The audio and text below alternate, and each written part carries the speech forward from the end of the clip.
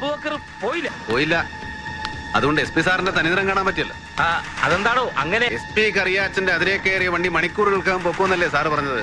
പൊക്ക് ദാ നിൽക്കുന്നു കൺമുമ്പില്. പുറത്ത് സാറിന്റെ മൂക്കിന് താഴെ കിടപ്പുണ്ട് തോക്ക് കിടത്തിയ കള്ളവണ്ടി. അതും പൊക്ക്. എന്താ പൊങ്ങുന്നില്ലേ? ഇട്ടിരിക്കുന്ന യൂണിഫോമിനെയും പിറന്ന നാടിനെയും ഒറ്റിക്കൊടുത്ത് കിട്ടുന്ന ശമ്പളം കൊണ്ട് താൻ ഇനി അധികാലം സദ്യ ഉണ്ണുകലന്റെ കറിയാച്ച. ഇത് പറയുന്ന അബൂബക്കറാ, സുബൈദാർ അബൂബക്കർ. പിറന്ന നാടിന് വേണ്ടി മഞ്ഞും മഴയും അറിയാതെ രാവും പകലും ഇല്ലാതെ അതിർത്തിയിൽ കാവൽ നിന്ന ഒരു പട്ടാളക്കാരനാ ഞാൻ. ഞാനാ പറയുന്നേ. നീ പെട്ടിമണിക്ക പട്ടാളമാണെങ്കിലേ ഞാൻ കളത്തി നിൽക്കുന്ന പോലീസാ. പിന്നെ 1.5 ചക്രത്തിന്റെ കാക്കിയുടെ പുറത്ത് കാല് നക്കിയും കൂട്ടിക്കൊടുത്തു എരന്ന് വാങ്ങി IPS ഒട്ടിച്ചു വെച്ച ഏത് എംബോക്കിക്കും SP ആകാം. പക്ഷേ ആത്മാഭിമാനമുള്ളൊരു പോലീസുകാരനാകണമെങ്കിലേ, നട്ടലുള്ള ആണൊരുത്തനാകണമെങ്കിലേ നല്ല തന്തയ്ക്ക് ജനിക്കണം. ജനിച്ചു നന്നാവണം. അപ്പരപ്പൂപ്പന്മാരെ സുഹൃതം ചെയ്യണം. അയ്യോ, അതൊന്നും തന്നോട് പറഞ്ഞിട്ട് കാര്യമില്ല.